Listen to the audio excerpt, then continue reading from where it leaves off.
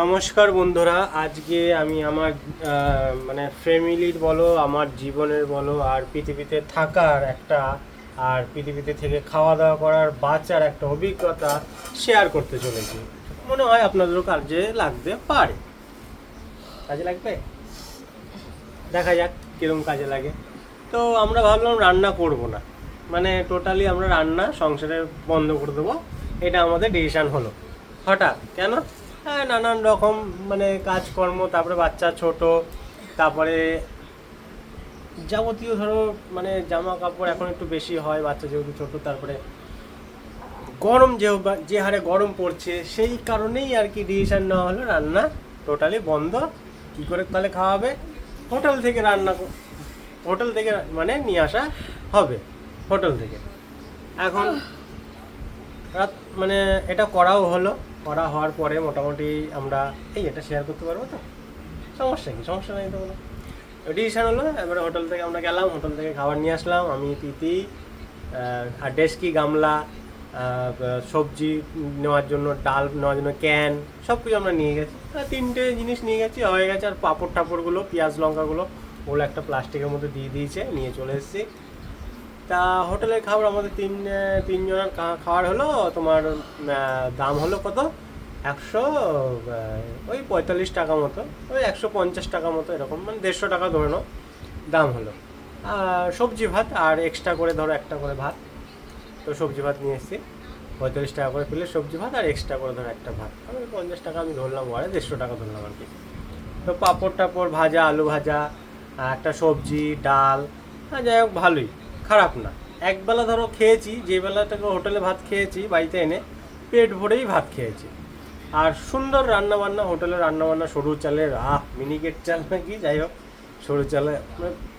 আর ডাল ফাল ওদের ওখানকার একটু করে রিচ টাইপের তো, মানে একটু ডাল ফালগুলো ওখানে একটা হোটেলে একটা খাবারের আমেজই আলাদা, একটা টেস্টই অন্যরকম। তাও বললাম না, ওদের টেস্টই অন্যরকম।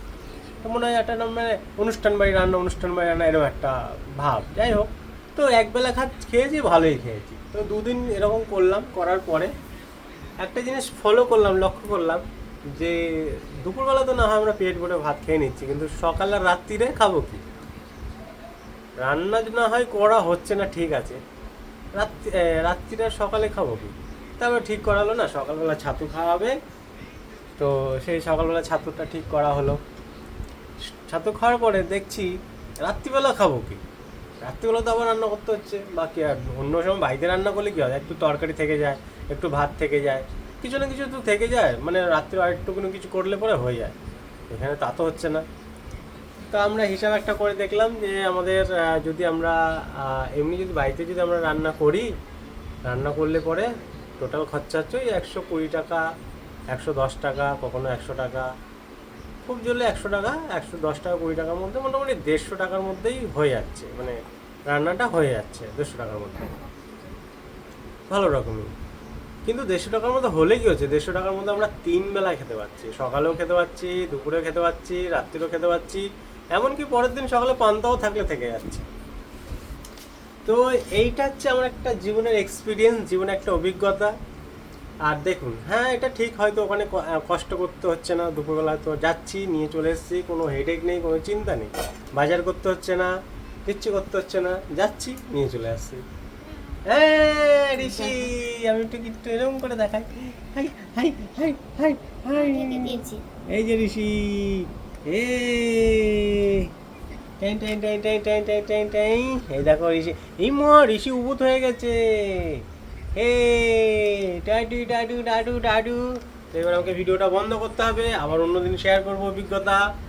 আপাতত এই পর্যন্ত, আর এটাই বলার ছিল। তোমার কিছু বলার আছে? ওইটাই বলার, যে ও 150 টাকায় একবেলা খাচ্ছিল, হ্যাঁ। এখন 150 টাকায় 3 বেলা খাচ্ছে, কিন্তু বাদ বাকি টাকাটা দিচ্ছে না। কমেন্টে বলবেন আমি দেবো কি দেবো না, তাহলে আপনাদের তাহলে ডিসিশনটা ঠিক হয়। আপনারা যা বলবেন তাই করবো।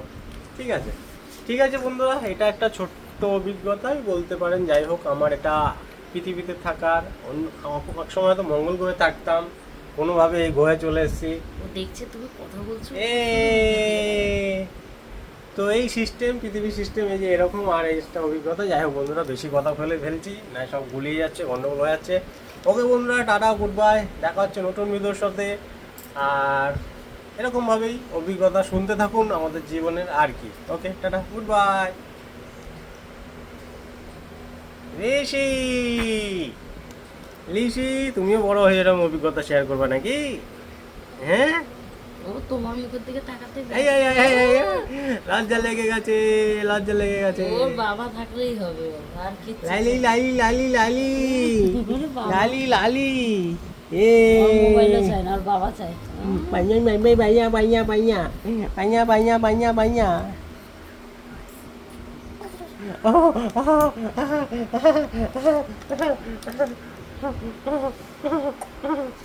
না, হয়ে গেছে তোমার কাজ?